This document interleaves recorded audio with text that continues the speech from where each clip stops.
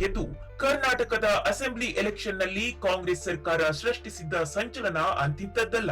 ಯಾವಾಗ ಪ್ರಚಂಡ 135 ಸೀಟ್ಗಳನ್ನ ಕಾಂಗ್ರೆಸ್ ಗೆಲ್ತೋ ಅವತ್ತೇ ಯಾವುದೇ ನಿರ್ಧಾರ, ಯೋಜನೆ, ಸರ್ಕಾರಕ್ಕೆ ಕಂಟಕ ಹೀಗೆ ಇತ್ಯಾದಿಗಳ ಸಂಕಟ ಕೈಕೋಟೆಯಲ್ಲಿ ಎದುರಾಗಲ್ಲ ಅನ್ನೋದು ಕನ್ಫರ್ಮ್ ಆಗಿ ಬಿಟ್ಟಿತ್ತು.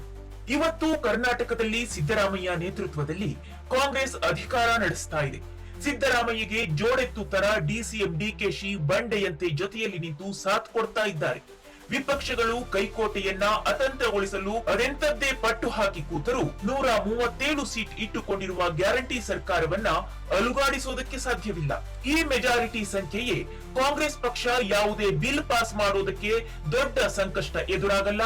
ಹೇಗೋ ಸರ್ಕಾರಕ್ಕೆ ಮ್ಯಾಜಿಕ್ ನಂಬರ್ ಮೀರಿದ್ದ ಪ್ರಚಂಡ ಬಲವಂತೂ ಇರೋದ್ರಿಂದ ರಾಜ್ಯ ಸರ್ಕಾರದ ಜೋಡೆತ್ತು ಸಿಎಂ ಸಿದ್ದರಾಮಯ್ಯ ಮತ್ತು ಡಿಕೆಶಿಗೆ ಕೆಲವು ನಿರ್ಧಾರಗಳನ್ನ ತೆಗೆದುಕೊಳ್ಳುವಾಗ ಅಂತಹ ದೊಡ್ಡ ಸವಾಲುಗಳು ಎದುರಾಗೋದು ತೀರಾ ವಿರಳ. ಈಗ ಬೆಂಗಳೂರು ಇನ್ಚಾರ್ಜ್ ಡಿಸಿಎಂ ಡಿಕೆಶಿ ಹಿಡಿತದಲ್ಲಿದೆ. ಬೆಂಗಳೂರಿನ ಅಭಿವೃದ್ಧಿ ವಿಷಯದಲ್ಲಿ ಡಿಸಿಎಂ ಡಿಕೆ ಖಡಕ್ ಆಗಿಯೇ ಡಿಸಿಷನ್ ತೆಗೆದುಕೊಳ್ಳುವಷ್ಟು ಪ್ರಭಾವವನ್ನ ಇಟ್ಟುಕೊಂಡಿದ್ದಾರೆ. ಸದ್ಯ ಗ್ರೇಟರ್ ಬೆಂಗಳೂರು ಪ್ರಾಧಿಕಾರದ ಐತಿಹಾಸಿಕ ನಿರ್ಧಾರದ ಹಿಂದೆಯೂ ಇದೇ ಕನಕಪುರದ ಬಂಡೆಯದ್ದೇ ರೂಪುರೇಷೆ. ಡಿಸಿಎಂ ಡಿಕೆಶಿ ಅಂದ್ರೆ ಗೊತ್ತಲ್ವಾ, ಹಿಡಿದ ಹಠವನ್ನ ಬಿಡೋರಲ್ಲ. ರಾಮನಗರವನ್ನು ಆ ಲೆವೆಲ್ಗೆ ತಂದು ಕೂರಿಸಬೇಕೆಂಬ ಅಜೆಂಡಾದಲ್ಲಿ ಮೇಲುಗೈ ಸಾಧಿಸಿದ ಬಳಿಕ ಇಡೀ ಬಿಬಿಎಂಪಿಯ ಅಸಲಿ ಚಿತ್ರಣವನ್ನೇ ಬದಲಾಯಿಸುವ ಚಿಂತನೆಯನ್ನು ಇಟ್ಟುಕೊಂಡು ಪ್ಲಾನ್ ಮಾಡಿದ್ದಾರೆ. ಪ್ಲಾನ್ ಅಕ್ಷರಶಃ ಸಫಲವಾಗಿದೆ. ಬಿಬಿಎಂಪಿಯನ್ನ ಜಿಬಿಎ ಆಗಿ ಪರಿವರ್ತಿಸಲು ಇಟ್ಟ ಹೆಜ್ಜೆ ಇದೆಯಲ್ಲ, ನಿಜಕ್ಕೂ ಸವಾಲಿನದ್ದೇ. ಈಗ ಜಿಬಿಎ ತನ್ನ ವ್ಯಾಪ್ತಿಯನ್ನ ವಿಸ್ತಾರ ಮಾಡಿಕೊಳ್ಳುವ ಮೊದಲು ಹಾಲಿ ಇರುವ ಬಿಬಿಎಂಪಿ ವ್ಯಾಪ್ತಿಗೆ ಚುನಾವಣೆ ಆಗಬೇಕು. ಡಿಕೆಶಿ ಕೂಡ ಇನ್ನು 3 ಇಲ್ಲ 4 ತಿಂಗಳಲ್ಲೇ ಎಲೆಕ್ಷನ್ ನಡೆಸುವ ಕುರಿತು ನಿರ್ಧಾರ ಮಾಡಲಾಗುವುದು ಅಂತ ಹೇಳಿದ್ದಾರೆ. ಎಸ್, ಡಿಸಿಎಂ ಡಿಕೆ ನೇತೃತ್ವದಲ್ಲೇ ನಡೆದಿದ್ದ ಸಭೆಯಲ್ಲಿ ಬಿಬಿಎಂಪಿ ವ್ಯಾಪ್ತಿಯಲ್ಲಿ ಹಾಲಿ ಉಳಿದುಕೊಂಡಿರುವುದಕ್ಕೆ ಎಲೆಕ್ಷನ್ ಆಗಲಿದೆ ಅನ್ನೋ ವಿಚಾರ ಚರ್ಚೆ ಆಗಿದೆ. ಗ್ರೇಟರ್ ಬೆಂಗಳೂರು ಪ್ರಾಧಿಕಾರದ ವ್ಯಾಪ್ತಿ ನಿಗದಿ, 5 ಪಾಲಿಕೆಗಳ ರಚನೆಯ ಜೊತೆಗೆ ಹಾಲಿ ಇರುವ ಬಿಬಿಎಂಪಿ ವ್ಯಾಪ್ತಿಗೆ ಚುನಾವಣೆ ಘೋಷಿಸುವ ಸಾಧ್ಯತೆ ಇದೆ. ಈಗಾಗಲೇ ಬಿಬಿಎಂಪಿಗೆ ಗ್ರೇಟರ್ ಬೆಂಗಳೂರು ಸ್ವರೂಪ ನೀಡಲಾಗಿದೆ. ಕಾಯ್ದೆಯಂತೆ 7 ಪಾಲಿಕೆಗಳನ್ನ ರಚಿಸಲು ಅವಕಾಶವಿದೆ. ಅದರಂತೆ ಬೆಂಗಳೂರಿನ ಕೇಂದ್ರ ಭಾಗದಲ್ಲಿ ಆಡಳಿತಕ್ಕಾಗಿ 5 ಪಾಲಿಕೆ ಹಾಗೂ ಹೊರಭಾಗಕ್ಕೆ 2 ಪಾಲಿಕೆ ರಚಿಸಬಹುದಾಗಿದೆ. ಅದಕ್ಕೂ ಮುನ್ನ ಬೆಂಗಳೂರಿನ ಕೇಂದ್ರ ಭಾಗದಲ್ಲಿ 5 ಪಾಲಿಕೆ ರಚಿಸಿ ಏಕಕಾಲಕ್ಕೆ ಚುನಾವಣೆ ನಡೆಸಬೇಕು ಅನ್ನೋದು ಸರ್ಕಾರದ ಮುಂದಿದ್ದ ಸವಾಲು. ಅದು ಆಗ್ತಾ ಇದೆ. 5 ಪಾಲಿಕೆಗಳಿಗೆ ಇದೇ ವರ್ಷಾಂತ್ಯದಲ್ಲಿ ಎಲೆಕ್ಷನ್ ನಡೆಯೋದು ಫಿಕ್ಸ್ ಆಗಿದೆ. 5 ಪಾಲಿಕೆಗಳು ರಚನೆ ಆಗಿದೆ. ಅದೇ ರೀತಿ ಮುಖ್ಯಮಂತ್ರಿ ಅವರ ಅಧ್ಯಕ್ಷತೆಯ ಗ್ರೇಟರ್ ಬೆಂಗಳೂರು ಪ್ರಾಧಿಕಾರಕ್ಕೆ ಜನಪ್ರತಿನಿಧಿಗಳ ಸಮಿತಿ ರಚಿಸಬೇಕು ಅನ್ನೋದು ಕೂಡ ಚರ್ಚೆ ಆಗಿತ್ತು. ಬೃಹತ್ ಬೆಂಗಳೂರು ಮಹಾನಗರ ಪಾಲಿಕೆ ಅಂದ್ರೆ ಬಿಬಿಎಂಪಿ ತನ್ನ ಅಸ್ತಿತ್ವವನ್ನ ಕಳೆದುಕೊಂಡಿದೆ. ಬಿಬಿಎಂಪಿಗೆ ಕೊನೆಯ ಮಳೆ ಹೊಡೆದ ಬಳಿಕ ಈಗ ಗ್ರೇಟರ್ ಬೆಂಗಳೂರು ಪ್ರಾಧಿಕಾರ ಹವಾ ಶುರುವಾಗಿದೆ. ಕಳೆದ ಮೇ 15ರಿಂದಲೇ ಗ್ರೇಟರ್ ಬೆಂಗಳೂರು ಪ್ರಾಧಿಕಾರ ಅಸ್ತಿತ್ವಕ್ಕೆ ಬಂದಿದೆ. 2007ರಲ್ಲಿ ಜನ್ಮ ಪಡೆದಿದ್ದ ಬಿಬಿಎಂಪಿ ಅಧ್ಯಾಯ ಮುಗಿದ ಬಳಿಕ ನವ ಬೆಂಗಳೂರು ಅಭಿವೃದ್ಧಿಗೆ ಜಿಬಿಎ ಅನ್ನೋ ಹೊಸ ಪರಿಕಲ್ಪನೆಯನ್ನ ಸಿದ್ದರಾಮಯ್ಯ ಸರ್ಕಾರ ಪರಿಚಯಿಸಿದೆ. ಹೌದು, ಬಿಬಿಎಂಪಿ ಅನ್ನೋ ಹೆಸರು ಬೆಂಗಳೂರಿಗರ ಜನಮಾನಸದಿಂದ ದೂರ ಆಗಿ ಹೋಗಿದೆ. ಗ್ರೇಟರ್ ಬೆಂಗಳೂರಿನಿಂದ ರಾಜಧಾನಿ ಬೆಂಗಳೂರಿನ ಆಡಳಿತದ ಚಿತ್ರಣವೇ ಬದಲಾಗ್ತಿದೆ. ಬೆಂಗಳೂರಿನ ಪ್ರಾದೇಶಿಕತೆ, ಭೌಗೋಳಿಕತೆಯ ವ್ಯಾಪ್ತಿ, ವಿಸ್ತೀರ್ಣ ಕೂಡ ಹೆಚ್ಚಾಗ್ತಾ ಇದೆ. 17 ವರ್ಷಗಳ ನಂತರ ಬಿಬಿಎಂಪಿ ಅಸ್ತಿತ್ವ ಕಳೆದುಕೊಂಡಾಗಿತ್ತು. ಆನೇಕಲ್, ರಾಮನಗರ, ಬೆಂಗಳೂರು ನಗರ ಜಿಲ್ಲಾ ಪಂಚಾಯಿತಿಯ ಹಲವು ಗ್ರಾಮ ಪಂಚಾಯಿತಿಗಳನ್ನ ತನ್ನ ವ್ಯಾಪ್ತಿಗೆ ಸೇರಿಸಿಕೊಂಡು ತನ್ನ ಗಾತ್ರವನ್ನ ವಿಸ್ತರಿಸಿಕೊಂಡು ಈಗ ಗ್ರೇಟರ್ ಬೆಂಗಳೂರು ಆಗಿದೆ.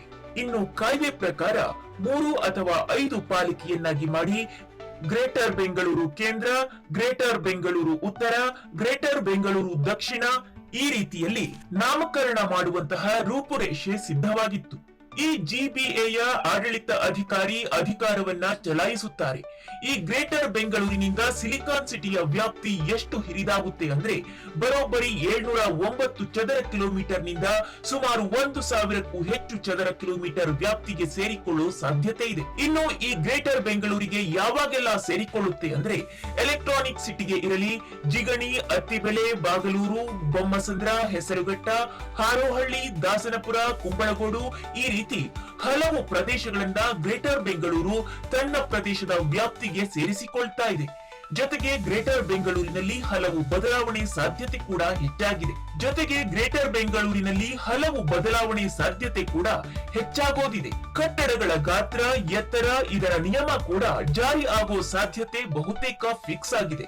ಎಸ್, ಗ್ರೇಟರ್ ಬೆಂಗಳೂರು ಆಡಳಿತ ಕಾಯ್ದೆ 2024ರ ಕಲಂ 1, ಕಲಂ 2, 3ರಂತೆ ಬಿಬಿಎಂಪಿ ಪ್ರದೇಶವನ್ನ ಈ ಗ್ರೇಟರ್ ಬೆಂಗಳೂರು ಪ್ರದೇಶ ಅಂತ ರಾಜ್ಯ ಸರ್ಕಾರ ಅಧಿಸೂಚನೆಯನ್ನ ಹೊರಡಿಸಿತ್ತು.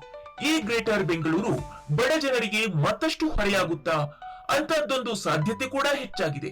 ಹಾಗಿದ್ರೆ ಈ ಗ್ರೇಟರ್ ಬೆಂಗಳೂರು ಪ್ರಾಧಿಕಾರ ಹೇಗಿರುತ್ತೆ ಅನ್ನೋ ಪ್ರಶ್ನೆ ಕೂಡ ಹುಟ್ಟಿಕೊಳ್ಳುತ್ತೆ. ಇನ್ನು ಗ್ರೇಟರ್ ಬೆಂಗಳೂರು ಆಡಳಿತ ಕಾಯ್ದೆ 2024ರಂತೆ ಇದು ಆಡಳಿತಕ್ಕೆ ಬಂದಿರೋದು ಮುಖ್ಯಮಂತ್ರಿ ನೇತೃತ್ವದ ಗ್ರೇಟರ್ ಬೆಂಗಳೂರು ಪ್ರಾಧಿಕಾರ 120 ದಿನಗಳಲ್ಲಿ ರಚನೆಯಾಗಬೇಕು. ಗ್ರೇಟರ್ ಬೆಂಗಳೂರು ಪ್ರಾಧಿಕಾರ ಅಂದ್ರೆ ಜಿಬಿಎ, ಬಿಬಿಎಂಪಿ ಅಂತ ಏನಿತ್ತೋ ಅದನ್ನು ಜಿಬಿಎ ಆಗಿರುತ್ತದೆ ಅಷ್ಟೇ ಎನ್ನಲಾಗಿದೆ. ಇನ್ನು ಗ್ರೇಟರ್ ಬೆಂಗಳೂರು ಪ್ರಾಧಿಕಾರಕ್ಕೆ ಮುಖ್ಯಮಂತ್ರಿಗಳು ಅಧ್ಯಕ್ಷರಾಗಿರ್ತಾರೆ. ಇದರ ಜೊತೆಗೆ ಪ್ರತಿ ನಗರ ಪಾಲಿಕೆಗಳು ತಲಾ 150 ವಾರ್ಡ್ಗಳನ್ನ ಮೀರದಂತೆ ರಚಿಸೋದಕ್ಕೆ ಅವಕಾಶ ಇದ್ದೇ ಇರುತ್ತದೆ. ಇನ್ನು ಪ್ರತಿ ಪಾಲಿಕೆಗೂ ಗ್ರೇಟರ್ ಬೆಂಗಳೂರು ಪ್ರದೇಶದ ಗಡಿಯನ್ನ ನಿಗದಿಪಡಿಸಲಾಗುತ್ತೆ. ಬಿಬಿಎಂಪಿಯಲ್ಲಿ ಈಗಿತ್ತಲ್ಲ ಏಕೀಕೃತ ಆಡಳಿತ ಮಾದರಿ, ಅದು ಅಷ್ಟೊಂದು ಪರಿಣಾಮಕಾರಿಯಾಗಿರಲಿಲ್ಲ. ಜೊತೆಗೆ 2040ರ ಹೊತ್ತಿಗೆ ಬೆಂಗಳೂರು ನಗರ ವ್ಯಾಪ್ತಿಯಲ್ಲೇ ಸುಮಾರು 2 ಕೋಟಿ ಜನಸಂಖ್ಯೆ ನೆಲೆಸುವಂತಹ ನಿರೀಕ್ಷೆ ಇದೆ. ಹಾಗಾಗಿನೇ ಒಬ್ಬ ಪಾಲಿಕೆ ಆಯುಕ್ತರಿಂದ ಪರಿಣಾಮಕಾರಿಯಾಗಿ ಆಡಳಿತ ನಡೆಸುವುದು ಬಹಳ ಕಷ್ಟ. ಅದಕ್ಕಾಗಿಯೇ ಬಿಬಿಎಂಪಿಯನ್ನ ಗ್ರೇಟರ್ ಬೆಂಗಳೂರು ಅಂತ ಅಗಿಸಿ ಪಾಲಿಕೆಗಳನ್ನ ವಿಭಜಿಸಲಾಗ್ತಾ ಇದೆ. ಈ ಗ್ರೇಟರ್ ಬೆಂಗಳೂರು ಅಥಾರಿಟಿಗೆ ಸಿಎಂ ಸಿದ್ದರಾಮಯ್ಯ ಅಧ್ಯಕ್ಷರಾಗಿದ್ರೆ ಡಿಸಿಎಂ ಆಗಿರೋ ಡಿಕೆಶಿಯೇ ವೈಸ್ ಪ್ರೆಸಿಡೆಂಟ್. ಯಾಕೆಂದ್ರೆ ಬೆಂಗಳೂರು ಅಭಿವೃದ್ಧಿ ಇನ್ಚಾರ್ಜ್ ಇರೋದು ಕೂಡ ಇದೇ ಬಂಡೆಕೈಯಲ್ಲೇ ಅಲ್ವೇ.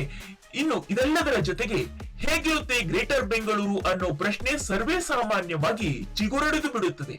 ಅಷ್ಟೇ ಅಲ್ಲ, ಗ್ರೇಟರ್ ಬೆಂಗಳೂರು ಅಥಾರಿಟಿಗೆ ಯೋಜನೆ ಮತ್ತು ಹಣಕಾಸು ಅಧಿಕಾರದ ನಿರ್ವಹಣೆ ಅಧಿಕಾರ ಇದ್ದೇ ಇರುತ್ತದೆ. ಸುಮಾರು 1400 ಕಿಲೋಮೀಟರ್ ವ್ಯಾಪ್ತಿಗೆ ಜಿಬಿಎ ವ್ಯಾಪ್ತಿಗೆ ಬಂದೇ ಬರುತ್ತದೆ. ಈ ಗ್ರೇಟರ್ ಬೆಂಗಳೂರಿಗೆ 1 ರಿಂದ 10 ಕಾರ್ಪೊರೇಷನ್ಗಳು ಜಿಬಿಎ ವ್ಯಾಪ್ತಿಗೆ ಸೇರುತ್ತವೆ. ಈ 2 ಮಸೂದೆ ಸುಮಾರು 400 ವಾರ್ಡ್ಗಳ ರಚನೆಗೆ ಪ್ರಸ್ತಾಪ ಮಾಡಿದೆ. 5 ರಿಂದ 10 ಕಾರ್ಪೊರೇಷನ್ ಇದ್ದರೆ ಒಂದೊಂದು ಕಾರ್ಪೊರೇಷನ್ಗೆ ಒಬ್ಬ ಆಯುಕ್ತ ಇರ್ತಾರೆ. ಅಂದ್ರೆ ಜಲಮಂಡಳಿ, ಬಿಡಿಎ, ಬೆಸ್ಕಾಂ ಗ್ರೇಟರ್ ಬೆಂಗಳೂರು ವ್ಯಾಪ್ತಿಗೆ ಬರುತ್ತದೆ. ಇನ್ನು ಬೆಂಗಳೂರು ವ್ಯಾಪ್ತಿಯ ಶಾಸಕರು, ಸಚಿವರು, ನಗರಾಭಿವೃದ್ಧಿ ಸಚಿವರು, ಪಾಲಿಕೆ ಮೇಯರ್ಸ್ ಹಾಗೆ ಬಿಡಿಎ ಆಯುಕ್ತರು, ಜಲಮಂಡಳಿ ಅಧ್ಯಕ್ಷರು, ಬಿಎಂಟಿಸಿ, ಬಿಎಂಆರ್ಸಿಎಲ್, ಬೆಸ್ಕಾಂನ ವ್ಯವಸ್ಥಾಪಕ ನಿರ್ದೇಶಕರು, ಜಿಲ್ಲಾಧಿಕಾರಿಗಳು, ಬೆಂಗಳೂರು ನಗರ ಪೊಲೀಸ್ ಆಯುಕ್ತರು, ನಗರ ಭೂ ಸಾರಿಗೆ ನಿರ್ದೇಶನಾಲಯದ ಆಯುಕ್ತರು, ಹಾಗೆ ಬೆಂಗಳೂರು ಘನತ್ಯಾಜ್ಯ ನಿರ್ವಹಣೆ ನಿಯಮಿತದ ವ್ಯವಸ್ಥಾಪಕ ನಿರ್ದೇಶಕರು, ಅಗ್ನಿಶಾಮಕ ತುರುಸು ಸೇವೆಗಳ ನಿರ್ದೇಶಕರು, ಬಿಎಂಆರ್ಡಿ ಆಯುಕ್ತರು ಇವೆಲ್ಲರೂ ಕೂಡ ಇದರ ಸದಸ್ಯರಾಗಿ ಗುರುತಿಸಿಕೊಳ್ತಾರೆ. ಇನ್ನು ಮುಖ್ಯ ಆಯುಕ್ತರು ಸದಸ್ಯ ಕಾರ್ಯದರ್ಶಿ ಆಗಿರ್ತಾರೆ. ಇದೇ ಗ್ರೇಟರ್ ಬೆಂಗಳೂರು ಪ್ರದೇಶಕ್ಕೆ ಆಡಳಿತಾಧಿಕಾರಿಯನ್ನ ನೇಮಿಸಲಾಗುತ್ತೆ. ಆಡಳಿತಾಧಿಕಾರಿ ನೇಮಕ ಆದ ಮೇಲೆ ಕಾಯ್ದೆಗೆ ಅನುಗುಣವಾಗಿ ನಗರ ಪಾಲಿಕೆ ನಿಯಮ ಇರಲಿ ಅಥವಾ ಕಾನೂನಿನ ಉಪಬಂಧಗಳಿರಲಿ ಇದೆಲ್ಲವನ್ನು ಕೂಡ ರೂಪಿಸಲಾಗುತ್ತೆ. ಹಾಗಂತ ಆಡಳಿತ ವ್ಯವಸ್ಥೆಯಲ್ಲಿ ಅಷ್ಟೇನೂ ಬದಲಾವಣೆ ಇರೋದಿಲ್ಲ. ಗ್ರೇಟರ್ ಬೆಂಗಳೂರು ಜಾರಿ ಆಗ್ತಾ ಇದ್ದಂತೆ ಬಿಬಿಎಂಪಿ ಆಡಳಿತ ವ್ಯವಸ್ಥೆಯಲ್ಲಿ ಸದ್ಯಕ್ಕೇನು ಬದಲಾವಣೆ ಇರೋ ಸಾಧ್ಯತೆ ಇರೋದಿಲ್ಲ. ಮೇಲಿನ ಎಲ್ಲಾ ಕಾರ್ಯ ಪೂರ್ಣಗೊಳ್ಳುವವರೆಗೆ ಏನೇನು ಆಗಬೇಕೋ ಅದೆಲ್ಲವನ್ನು ಸಂಬಂಧಪಟ್ಟವರೇ ನೋಡಿಕೊಳ್ತಾರೆ. 2007 ಬಿಬಿಎಂಪಿ ರಚನೆಯಾಗಿತ್ತು. ಆ ಬಳಿಕ 2010ರಲ್ಲಿ ಸ್ಥಳೀಯ ಚುನಾವಣೆಗಳು ನಡೆದಿದ್ದವು. ಆದರೆ ಈಗ ಇಂತಹ ಬಿಬಿಎಂಪಿ ಅಸ್ತಿತ್ವ ಕಳೆದುಕೊಂಡು ಗ್ರೇಟರ್ ಬೆಂಗಳೂರು ಜಾರಿಯಾಗಿದೆ. ಆದರೆ ಕಳೆದ 4 ವರ್ಷಗಳಿಂದ ಬಿಬಿಎಂಪಿ ಚುನಾವಣೆಯೇ ನಡೆದಿಲ್ಲ. ಇಂತಹ ಟೈಮ್ನಲ್ಲಿ ಈ ಗ್ರೇಟರ್ ಬೆಂಗಳೂರಿನ ಆಡಳಿತ ಹೇಗಿರುತ್ತೆ ಅನ್ನೋದೇ ದೊಡ್ಡ ಪ್ರಶ್ನೆ. ಗ್ರೇಟರ್ ಬೆಂಗಳೂರಿನ ಬ್ರ್ಯಾಂಡ್ ಅನ್ನ ಬದಲಾಯಿಸುವುದಕ್ಕೆ ಸಾಧ್ಯನಾ ಅನ್ನೋ ಪ್ರಶ್ನೆ ಹುಟ್ಟಿದೆ. ಬಿಬಿಎಂಪಿಯ ಹೆಸರು, ಅದರ ಗತ್ತು ಮುಗಿಯೋ ಸಮಯ ಬಂದಿದೆ. ಸದ್ಯ ಇನ್ಮುಂದೆ ಶುರುವಾಗೋದು ಮಾತ್ರ ಗ್ರೇಟರ್ ಬೆಂಗಳೂರಿನ ಪ್ರಾಧಿಕಾರ ಮಾತ್ರ. ಇದು ಇಡೀ ಬೆಂಗಳೂರಿನ ಕಾರ್ಯವ್ಯಾಪ್ತಿ ವಿಸ್ತರಿಸಿ ಗ್ರೇಟ್ ಹೇಗೆ ಆಗಲಿದೆ ಅನ್ನೋದರ ಬಗ್ಗೆ ನೋಡೋಣ. ಗ್ರೇಟರ್ ಬೆಂಗಳೂರು ಪ್ರಾಧಿಕಾರ ಜಾರಿಯಾಗಿ ಹತ್ತಿರ 1 ಮಾಸವಾಗ್ತಾ ಇದೆ. ಸರ್ಕಾರ ಅಧಿಕೃತ ಆದೇಶವನ್ನ ಹೊರಡಿಸಿದೆ ಕೂಡ. ಸಿಲಿಕಾನ್ ಸಿಟಿ ಬೆಂಗಳೂರು ಕೇಂದ್ರ, ಬೆಂಗಳೂರು ಉತ್ತರ, ಬೆಂಗಳೂರು ದಕ್ಷಿಣ ಈ ರೀತಿ 3 ಪಾಲಿಕೆಗಳಾಗಿ ವಿಸರ್ಜನೆಯಾಗಿದೆ. ಬಿಬಿಎಂಪಿ ಅನ್ನೋ ಅಸ್ತಿತ್ವ ಕಳಚಿದೆ. ಖಂಡಿತವಾಗಿಯೂ ಇದು ಅನುಕೂಲ ಆಗೋ ಲಕ್ಷಣಗಳು ಕಾಣಿಸ್ತಿವೆ. ಆದ್ರೆ ಗ್ರೇಟರ್ ಬೆಂಗಳೂರು ಬಗ್ಗೆ ಅಂತೂ ಸಾಕಷ್ಟು ಚರ್ಚೆ ಆಗ್ತಿದೆ. ಇನ್ನು ಎಲ್ಲಾ ರಾಜಕೀಯ ಪಕ್ಷಗಳು, ಸಂಘಟನೆ, ಸಂಘ ಸಂಸ್ಥೆ, ನಾಗರಿಕ ಹಿತರಕ್ಷಣಾ ಸಮಿತಿಗಳು ಮತ್ತೆ ಬೇರೆ ಬೇರೆ ಸಿಟಿಸನ್ಸ್ ಫೋರಂಗಳು ಸೇರಿಕೊಳ್ಳುತ್ತದೆ. ಅಷ್ಟೇ ಅಲ್ಲ, ಬಿಬಿಎಂಪಿ ಹೋಗಿ ಗ್ರೇಟರ್ ಬೆಂಗಳೂರು ಪ್ರತಿಧ್ವನಿಸಿದೆ. ಹೌದು, ಬೆಂಗಳೂರಿನ ಆಡಳಿತ ನೋಡಿಕೊಳ್ತಿದ್ದ ಬಿಬಿಎಂಪಿಯು ಹೋಗಿ ಗ್ರೇಟರ್ ಬೆಂಗಳೂರು ಅಸ್ತಿತ್ವಕ್ಕೆ ಬಂದಿದೆ. ಹೌದು, ಕಳೆದ 4.5 ವರ್ಷದಿಂದ ಬಿಬಿಎಂಪಿ ಚುನಾವಣೆ ಆಗದೆ, ಜನಪ್ರತಿನಿಧಿಗಳು ಇಲ್ಲದೆ ಅಧಿಕಾರಿಗಳ ನೇತೃತ್ವದಲ್ಲಿ ಆಡಳಿತ ನಡೀತಿದೆ. ಈ ಮಧ್ಯೆ ಬಿಬಿಎಂಪಿ ಬದಲಾಗಿ ಗ್ರೇಟರ್ ಬೆಂಗಳೂರು ತರುವುದಾಗಿ ಹೇಳಿ ಚುನಾವಣೆ ಮುಂದೂಡಲಾಗಿತ್ತು. ಸದ್ಯ ಇರುವ ಬಿಬಿಎಂಪಿ ವ್ಯಾಪ್ತಿಯನ್ನೇ ಬಳಸಿಕೊಂಡು ರಾಜ್ಯ ಸರ್ಕಾರ ಗ್ರೇಟರ್ ಬೆಂಗಳೂರು ಪ್ರದೇಶವನ್ನ ಅನುಷ್ಠಾನಕ್ಕೆ ತರಲು ಮುಂದಾಗಿತ್ತು. ರಾಜ್ಯಪಾಲರು ಅಂಕಿತ ಹಾಕಿದ್ದ ಕಾರಣಕ್ಕೆ ಬಿಬಿಎಂಪಿ ಬದಲಾಗಿ ಜಿಬಿಎ ಕಾರ್ಯ ಶುರು ಮಾಡಿದೆ.